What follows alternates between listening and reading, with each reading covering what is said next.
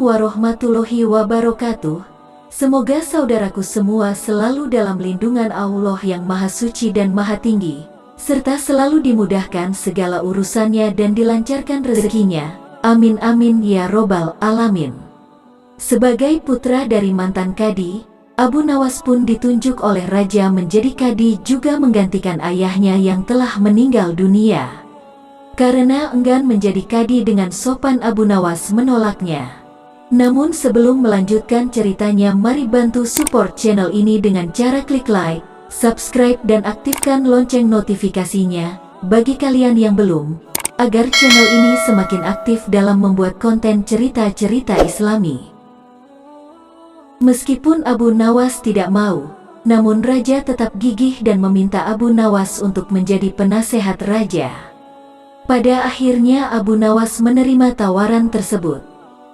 Dan karena jabatan barunya, Abu Nawas harus menghabiskan waktu lebih banyak di istana karena setiap saat raja membutuhkannya untuk berdiskusi, Abu Nawas harus siap sedia. Otomatis waktu bersama dengan keluarganya sangat sedikit sekali. Biasanya untuk mengobati rasa rindu pada keluarga, Abu Nawas mengirimkan surat kepada istrinya dan begitu pula sebaliknya.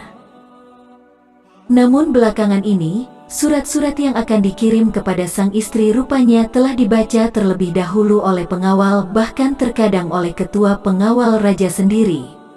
Padahal surat tersebut bersifat privasi.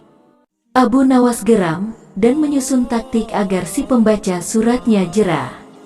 Dan pada hari yang ditunggu Abu Nawas pun telah tiba manakala sang istri menanyakan, "Suamiku, kapan saatnya menanam di kebun kita?" Tanya istri. "Istriku sayang, janganlah sekali-kali menanam di kebun kita karena di situ aku menyimpan rahasia negara," kata Abu Nawas. Jawaban yang singkat tersebut membuat terkejut para pengawal raja. Secara diam-diam para pengawal raja pergi ke kebun Abu Nawas dan mencangkul seluruh area perkebunan tersebut. Namun apa yang terjadi? Mereka tak menemukan apapun selain lelah dan kecewa, keringat pun bercucuran. Pada keesokan harinya, istri Abu Nawas kembali mengirimkan surat dan mengabarkan kejadian yang terjadi di kebun. Surat ini pun kembali disensor oleh pengawal. Begini isi suratnya, "Suamiku, kemarin beberapa prajurit dan pengawal kerajaan datang ke rumah, tiba-tiba mereka semua menggali setiap sudut perkebunan kita." Balasan surat Abu Nawas, "Nah, sekarang kebun kita kan sudah dicangkuli dan kita siap menanaminya." Istri Abu Nawas mengerti dan ia kini dapat memulai menanam di kebun tanpa perlu susah payah mencangkul.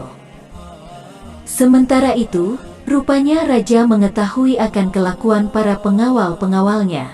Raja menilai pengawalnya tak memberikan data atau berita yang akurat. Karena itu, sang raja memberhentikan mereka semua. Keputusan ini disambut gembira oleh Abu Nawas. Kini surat-suratnya benar-benar aman terkendali tanpa khawatir disensor lagi. Wallahu a'lam bishawab. Sekian dulu kisah yang saya sampaikan, semoga bermanfaat. Saya minta maaf kalau ada kata-kata yang salah. Terima kasih yang sudah subscribe channel ini. Wassalamualaikum warahmatullahi wabarakatuh.